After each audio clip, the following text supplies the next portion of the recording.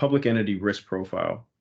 I Mhm. guess you mentioned like utilities and the risk there being different and how challenging that can be. What does that risk profile mean to you as you're, looking at a new, I guess, a potential insured? Sure. So I think in terms of a general risk profile for public entities, and I don't think this is going to be any surprise to the folks who are checking out this video.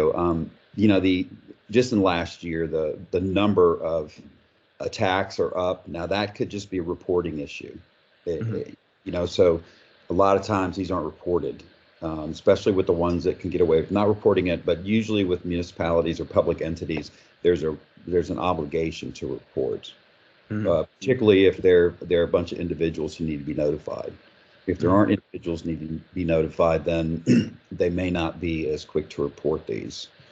Um, these are high profile claims. I mean, I think everybody, City of Atlanta, there have been several counties in Florida and Georgia and several townships in Florida, Georgia, and across the country. They've gotten hammered. A lot of public education groups have gotten hammered in various different ways. Hmm. Um, but they're high profile for the most part. They make I could probably do a search for the last 2 weeks and find something. Hmm. Find A through 12 who's some smart kid got on the website and posted, took over their website and posted some stuff people otherwise wouldn't want to see. So they have a tendency to be high profile. The frequency relative to the size, they also more high frequency, high severity, low frequency claims. So even though we talk about the frequency being up relative to other industries, the frequency isn't super high relative to the severity. So it may Okay. get fewer claims, but they're expensive, and that Gotcha. has a lot to do with backup habits, updating, patching, and things like that we'll talk about shortly. It, Um, it's big, oh go ahead. Oh, I was saying, as you're mentioning kind of like the cost of the attack or how big the attacks are in regard to impact.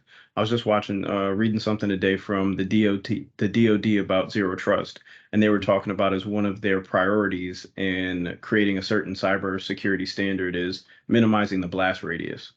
Being able to utilize resources to either catch a problem quickly or if a problem occurs, like disaster recovery, making that process for recovery much more manageable. So it was funny that you mentioned that today is how that goes into determining kind of how big a risk a particular class or type of entity might be.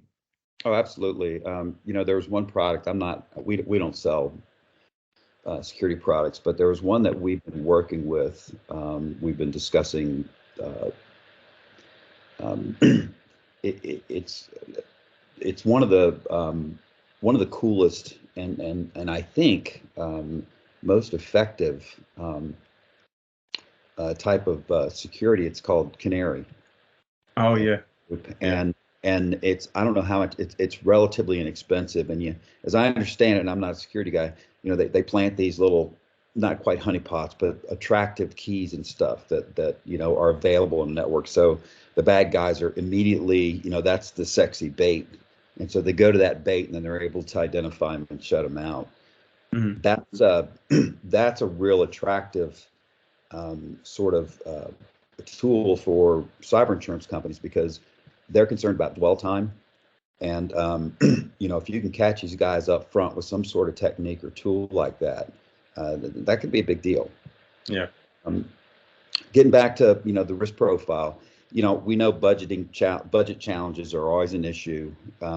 We know that they've been the public entity risk have been kind of latecomers to fundamental security controls. That's relative to other classes of business.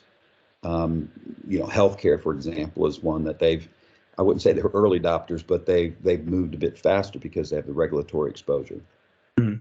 Um, I think another real concern about this class is systemic exposures, and we've seen some of that. Um, Either from a systemic exposure means that one group gets hacked and it affects, it spreads out and affects a lot of the people.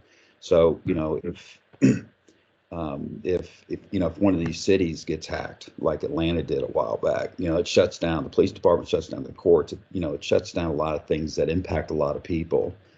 The other thing that the other issue is we get a lot of submissions for excess coverage, because the state insurance pools that will offer some coverage through one or two insurers. Actually, I think the insurers in most cases will actually reinsure, so you may not see the insurance name on it. Those are, in a lot of instances, really aren't adequate limits for the average loss scenario for one of those entities. So hopefully that gives you an idea of the profile and some of the reasons why these are more difficult to underwrite than other classes of business.